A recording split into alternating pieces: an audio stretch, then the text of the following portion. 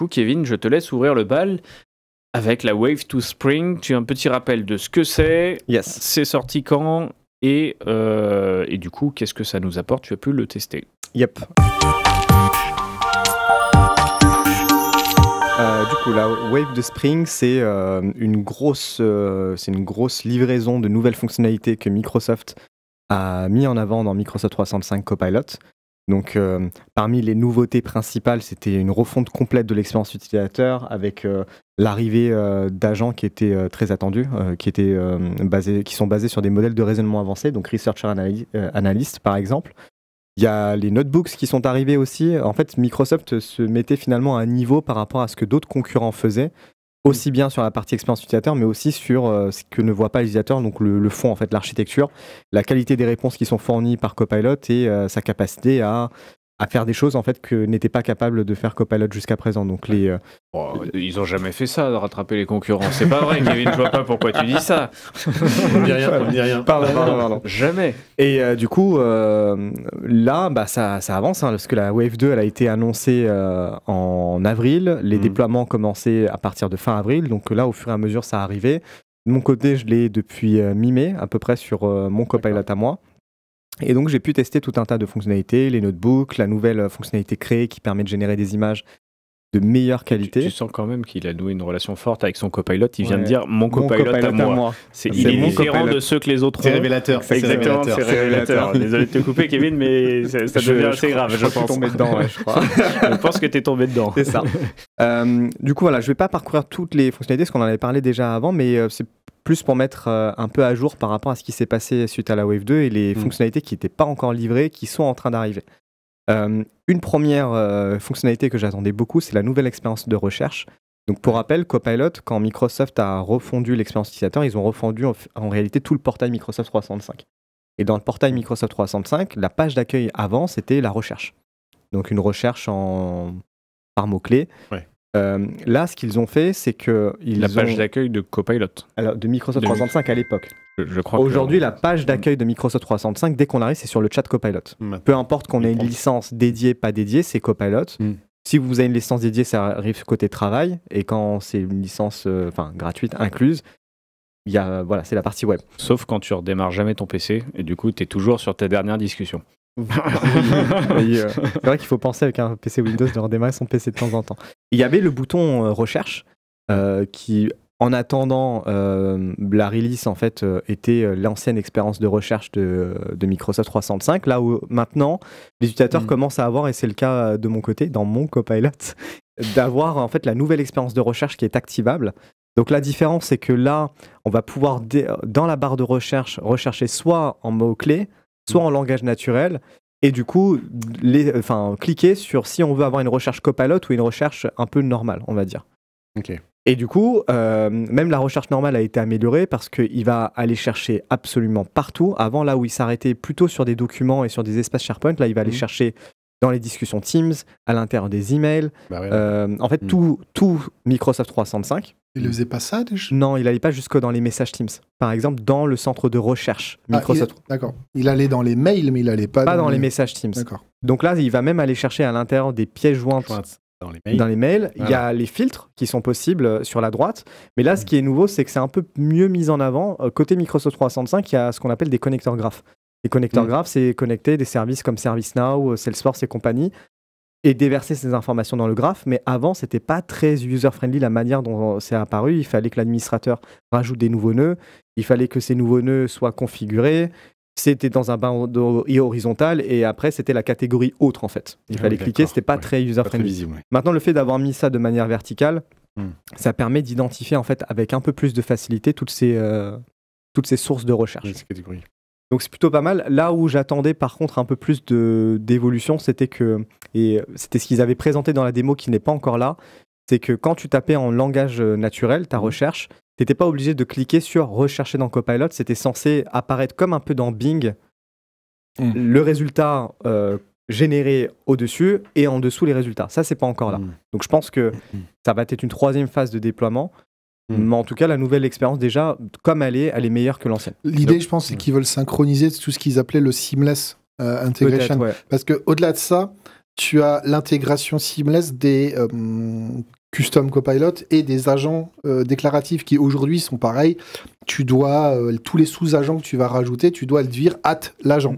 Sauf qu'ils ont dit qu'ils veulent le faire de façon seamless ou comme un connecteur que tu as cité va être complètement discret. Ils veulent que ces agents se déclenchent discrètement. Je pense qu'ils vont peut-être, ma petite idée boule de cristal, c'est qu'ils veulent, je pense, faire une release seamless où il y aura tout d'un coup.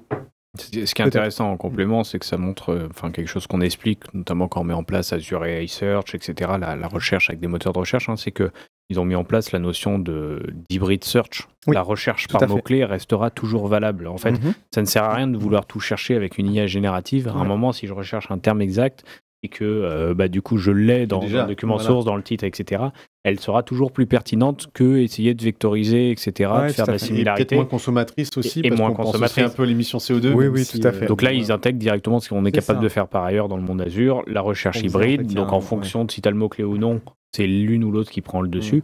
Donc globalement, toi, ce que tu dis, pour l'avoir testé, je veux dire, c'est à la hauteur de l'annonce et c'était nécessaire. C'est pas gadget. Non, c'était vraiment nécessaire. Ça arrive petit à petit. Donc pour les personnes qui iront dans la partie recherche, si vous êtes en fait la cible dans le déploiement, vous allez avoir une pop-up comme dans l'ancien Outlook pour le nouvel Outlook disant il y a une nouvelle expérience. Voilà ce que ça apporte. Est-ce que tu veux tester? Et c'est pour ça qu'il y a une case à cocher en haut à droite. Tu peux revenir sur l'ancienne expérience pour X ou Y raison, si tu veux, et faire un aller-retour. Donc ça, c'était la première nouveauté qui était très attendue. La nouvelle nouveauté qui n'était pas forcément très mise en avant pendant la Wave 2, mais qui était tout aussi importante, c'est la prise en charge de OneNote et de Loop à l'intérieur du chat Copilot. Avant, à l'intérieur de Copilot, quand on faisait, on lui donnait des sources sur lesquelles il pouvait baser son inférence, c'était que des contacts, des documents, des emails et des réunions. Mais OneNote, en fait, moi, je travaille énormément là-dedans. Des documents stockés dans OneDrive. Si tu les as pas stockés dans OneDrive, il les voit pas. Mais ça, c'est une évidence. Et du coup, maintenant, ça prend en charge enfin les OneNote et les loops aussi. Et ce qui est intéressant par rapport aux loops, c'est qu'aujourd'hui, dans Teams, quand on active les notes, donc qu'elles soient manuelles ou qu'on les active grâce à l'agent facilitator, les notes sont saisies dans une page loop. Donc en fait, ça permet enfin d'exploiter en fait toute la chaîne dans Microsoft 365. Et là, je te rejoins, effectivement, de toute façon, il faut que les contenus soient stockés dans Microsoft 365 pour que ça fonctionne. C'est un peu la condition pour qu'M 365 Copilot fonctionne. Oui, mais avec la version qu'ils vont faire quand ils vont utiliser, parce qu'ils ont annoncé que les copilotes et aussi les Copilot Studio, il y aura un jour en 2025, les puces et toute la partie SLM qui va être utilisée. Donc à ce moment-là, pourquoi ça n'utiliserait pas la recherche locale? C'est pas le cas du tout pour l'instant, même dans la roadmap. Oui, mais du coup, tu seras plus sur Copilot for Windows ou des trucs comme ça, je pense, que les Copilot PC M365. Oui, mais dans une logique de multi-agent, d'agent maître, qu'est-ce qui empêcherait d'avoir une interrogation de ton agent Windows plus ton agent Copilot? Ce serait la cible, et je pense qu'à terme, pour une démocratisation plus large, en fait, on va pas pouvoir reposer sur des infrastructures cloud éternellement. En fait, traitement local pour des raisons de performance, mais aussi de confidentialité dans certains cas, et on en parlera pour la partie cloud souverain. Mais en tout cas, à date, c'est pas dans un roadmap. Aujourd'hui, c'est important d'avoir les documents dans Microsoft 365. Ils ont quand même, pour on va dire, acculturer l'utilisateur à ce move-là, pour des personnes qui sont encore très locales, tu peux ajouter des pièces jointes depuis ton PC. Il va se charger d'uploader sur OneDrive. Mais au début, c'était pas le cas. Et pour la petite anecdote, quand on faisait les premiers pas sur Copilot, c'est Kevin qui guidait. Et à chaque fois, je venais le voir en disant je comprends pas dans Word, il me retrouve pas tel fichier. À chaque fois, il me disait tu l'as bien chargé dans Microsoft 365 et dans OneDrive? Non, Kevin, bien sûr que non. Aujourd'hui, ça reste une bonne pratique. Ça reste une bonne pratique. Mais main, ton PC disparaît. Bien sûr. Maintenant, c'est un fidèle ambassadeur de Copilot. Exactement. Donc ça, c'était la deuxième nouveauté. Troisième nouveauté. Moi aussi, j'ai mon Copilot. À moi. Copilot. C'est ça. La troisième nouveauté, la mémoire Copilot Memory, qui est en cours de déploiement cet été-là. Ça a démarré début du mois. Donc il sera possible de demander à Copilot, pose-moi des questions pour mémoriser mon style, par exemple, ou ma manière d'interagir avec toi. Et du coup, cette mémoire va prendre en compte un peu ce que Outlook propose aujourd'hui. J'en avais parlé la dernière fois, le style, le ton, le formalisme qu'on attend par rapport aux réponses. En fait, notre intérêt, finalement, il va mettre en mémoire aussi notre contexte au sein de l'entreprise. C'est quoi notre job, avec qui on interagit et autres. Donc, un peu plus de personnalisation que juste interroger le graphe et point barre. Et il sera possible d'accéder à la mémoire pour soit l'enrichir, soit virer des choses qui ne sont plus pertinentes parce qu'en fait on a évolué ou on a changé de contexte. Alors, l'accès à la mémoire, il faut savoir que c'est un truc qu'on n'a pas dans ChatGPT public. En fait, dans le payant public, tu as la mémoire, mais tu peux lui dire de mémoriser des choses, tu peux lui expliquer d'apprendre, par contre, tu ne peux pas lui retirer. Ou en tout cas, tu lui dis retire ça, tu lui fais confiance qu'il a... Tu peux désactiver, il me semble, la fonction de mémoire et lui demander même que des sujets un peu flash memory. Il n'y avait pas une histoire comme ça? Oui, mais tu ne peux pas lui dire... C'est-à-dire que tu n'as pas une liste de trucs qu'il a mémorisés. Ah non. Tu dois te souvenir qu'il a mémorisé un truc et lui demander de l'oublier. Même si, il me semble avoir vu certains forums là, qui disaient que tu as une espèce de prompt qui permet qu'il te sorte tout ce qu'il sait sur toi. Tu sais, il y a un sujet comme ça... mais ça peut jouer. Par contre, moi j'ai une question, Kevin, c'est est-ce que tu l'as utilisé? Je l'ai pas encore. En fait, tu l'as pas encore. Je l'ai pas encore. Parce que moi j'ai du mal à voir là tel que décrit l'intérêt. C'est-à-dire que mon style de quoi? Enfin, tu vois, je dis ça voilà en pur pour nous, on va dire. Mon style de quoi? Enfin, qu'est-ce que tu garderais par rapport à ce que les questions que je te pose aujourd'hui? Je pense que quand tu es dans une interaction très très forte, peut-être qu'à un moment ça fait sens, voilà, pour vraiment le côté assistant qui te connaît par cœur et tout.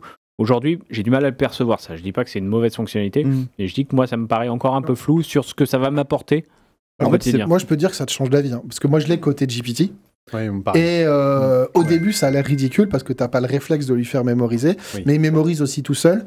Et il mémorise quoi? Alors de tout et rien, c'est-à-dire que de base tu peux lui dire de mémoriser des choses. Mais de lui-même, en fait, quand il revient souvent à la même question, il va faire. Je te donne un exemple très fréquent. Tu es en train de produire un contenu, tu es en train d'analyser une nouvelle feature. Tiens, typiquement ce qu'on fait dans les TDLC, là, dans les Talent Cloud. Il y a une feature et tu es en train de l'analyser et tu lui demandes d'aller chercher des infos. Et moi, je lui demande, chaque fois qu'il me donnait des infos, je lui disais, mais moi, je veux le NDLR, c'est-à-dire la version résumée, la version jargonisée, la version vulgarisée, et surtout, moi je travaille à avoir un esprit critique par rapport à l'écosystème Microsoft et non Microsoft. Et donc au début, je lui disais toujours, attends, mais ça, ou ça, ou ça, ou ça, et petit à petit, en fait, il s'est mis à rajouter automatiquement dans son raisonnement le fait que j'allais demander ça. Au début, il me sortait juste la réponse. Et au bout d'un moment, il sait que quand je suis dans le contexte de faire une recherche de nouvelles features qui vient de sortir, il doit me l'étudier sur tous ses axes. Alors, j'aurais pu, à une époque, écrire un pré-prompt, et pour certains cas, j'ai des prompts d'analyse, mais il y a des sujets qui me répondent, que je sais que j'ai pas écrit de prompt pour lui dire de répondre de cette façon, et naturellement, il va me répondre là-dessus. Et en fait, j'ai de plus en plus de sujets où je n'ai plus à le prompter pour qu'il me réponde d'une certaine façon, ou dans les habitudes, j'ai besoin souvent de générer des images sur fond transparent dans les contenus que je crée. Pendant tant qu'il n'y avait pas cette fonctionnalité, mais même quand je le mettais dans le prompt, il l'oubliait, il me rendait barge. Là maintenant, tu le vois, il génère l'image et tu le vois dans le raisonnement. Ah oui, mais cette image n'est pas en fond transparent. Attends, je la refais. Voilà, donc tu vois, c'est ce genre de petites choses. C'est de la contextualisation personnalisée. Une couche de personnalisation, c'est ça. Donc ça, c'était pour la nouveauté mémoire. Il y avait une question par rapport à ça. Est-ce qu'il sera possible de réinitialiser sur la mémoire? C'est la promesse en fait de pouvoir faire oublier Copilot pour pas que ce soit pollué en fait dans les interactions suivantes. T'as raison, ça c'est important parce qu'à l'inverse, moi ça m'est arrivé où il a pris des habitudes. Je dis non, mais là c'était exceptionnel. Ça sera en Face ID. Tu passeras la main comme ça et il aura tout oublié, Copilot. Comme un Jedi. C'est vrai qu'il y a des problématiques de confidentialité aussi. C'est-à-dire qu'à un moment donné, il te connaît très bien. On peut se dire qu'à un moment donné, ça peut être dangereux parce qu'il te connaît tellement bien qu'il a des informations sur toi. Oui, mais tu es déjà dans un contexte pro RGPD, tout ce que tu veux. Alors, c'est toute la différence avec les GPT publics où les gens ne se rendent pas compte que tout ce que tu dis dans un GPT public est entraîné. Tout est entraîné, tout est mémorisé quelque part. Et aujourd'hui, les gens qui essayent de pirater les GPT publics, leur jeu, c'est de trouver des prompts qui font cracher des données privées d'entreprise. Bien sûr. C'est ça que les gens ne se rendent pas compte dans le public. De pas utiliser le cas Samsung. J'enchaîne parce que le temps passe. La partie dictionnaire, ça pareil, vachement attendu. Gros problème c'est pas totalement lié à Copilot, mais Copilot en profitera. Aujourd'hui, quand on active le transcript côté Microsoft Teams, il y a plein de mots, de vocabulaire, acronymes, marques qui comprend pas. Copilot, typiquement.